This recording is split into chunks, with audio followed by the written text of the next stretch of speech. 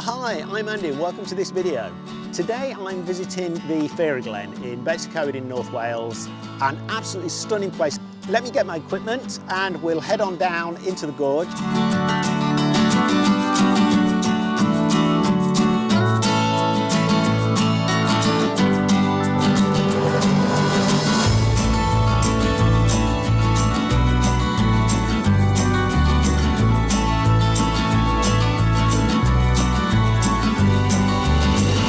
So I'm down in the glen now, the actual gorge.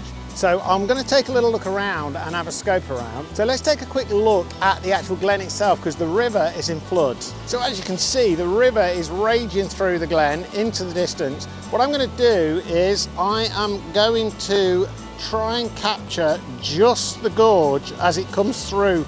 I just focused on my finger. I'm trying to make sure that this area here is what I'm going to actually focus on. So that's the area of most interest. The sun is now starting to break through, so it's going to give me a high contrast scene, although it is also raining.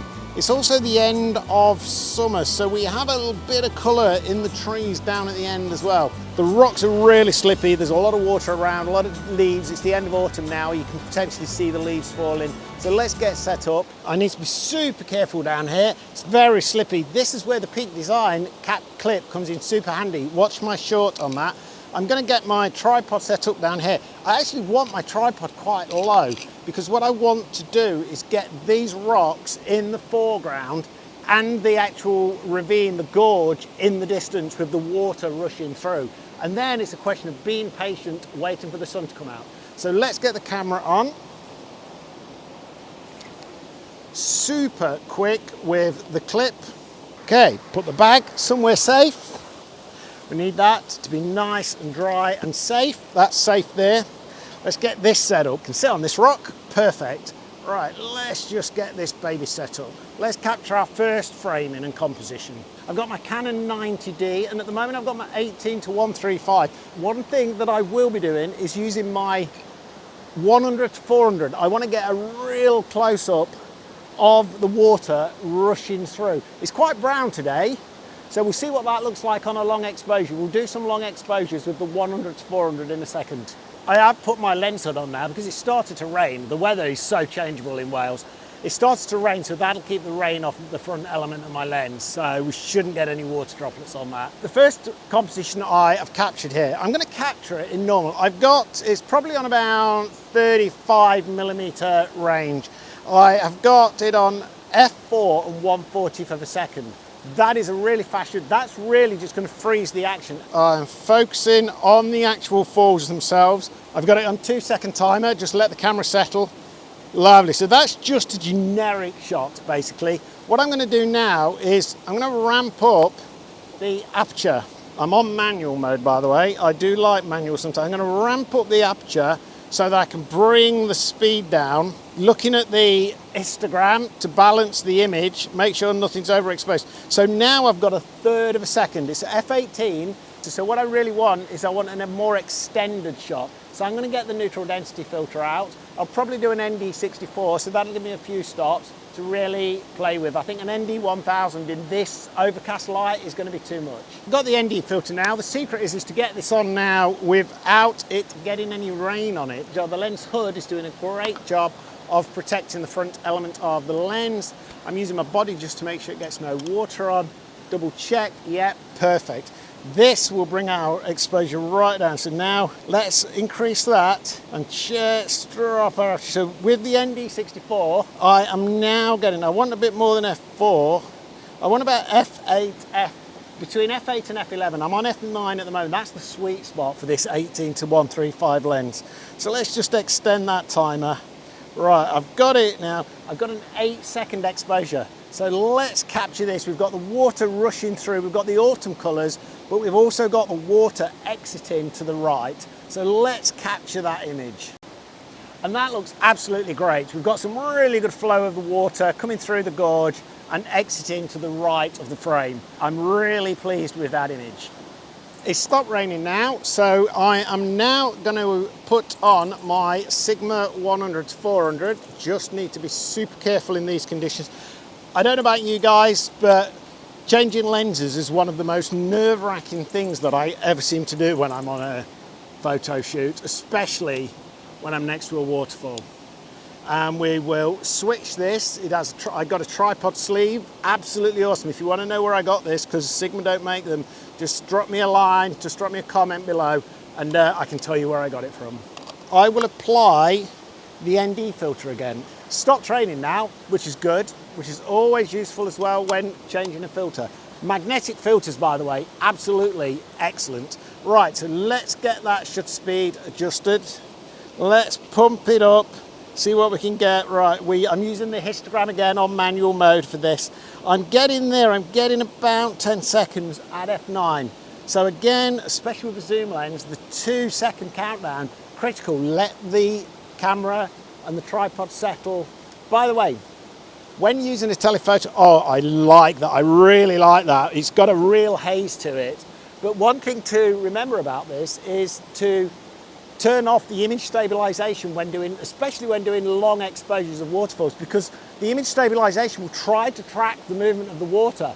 And so you may get a bit of movement in the water, but the rest of your image quite often will be blurry or will not be sharp. So always remember to turn off your image stabilisation in these kind of scenarios. Right, I'm going to zoom right in on just that waterfall. Oh, it is raging. The water is coming in. I'm going to just pull it out just a little bit. All I've really got in this composition is the water in the top left coming through the gorge and pouring over the rock at the front. So let's capture that. I've got, again, it's f9, 10 seconds. So let's capture that image.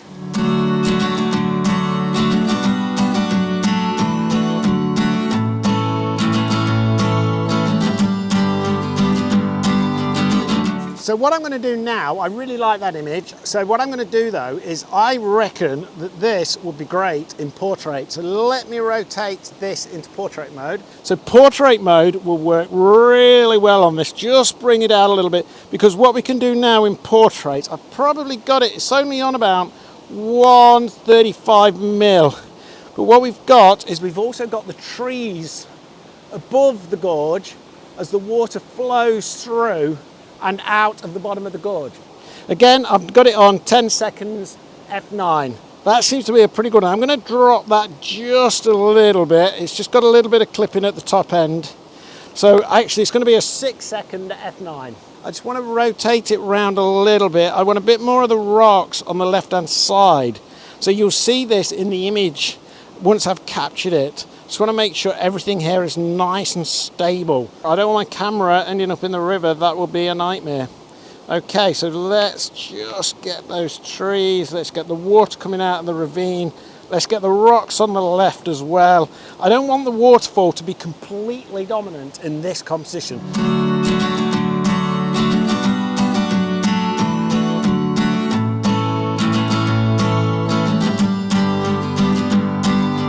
So I've slightly changed location now, only from about here to low down here. What I want to do now is I want to get these rocks and this waterfall in the foreground. So what I've got is very slippy down here, very wet. My feet are actually on the edge of the water. So what I've got is a composition with the water. I've got the trees in the distance, the water coming through the gorge. I've got 6 seconds at f13, so let's capture that. Love this image. We have the colours of autumn in the background. We've got the green rocks and the green moss in the foreground, framing the waterfall with the action of the waterfall coming through it. Absolutely love that image. Okay, so I've now changed locations. This is the third location from here. What I've really noticed about this composition is we've got V's in the rocks on the right and the left, covered in moss, covered in autumn leaves as well. We've got the flow of the river as it meanders its way down the stream. And we've also got the rapids in the background with the autumn colours. And then the V is paralleled with the V in the sky as well. So let me get this image. I've got it at its 13 seconds at f13. I still have the ND polarizing filter. So let's see what this image looks like. We've also got the brown of the trees and the sun is just starting to come through. I've just sat through another Welsh rainstorm. So hopefully that's the last of them. Oh, absolutely awesome. It picks up the flow, the meandering flow of the river. It picks up the moss on the rocks in the foreground. and the colours in the distance. Absolutely love that image. I think that is my best image from this location today.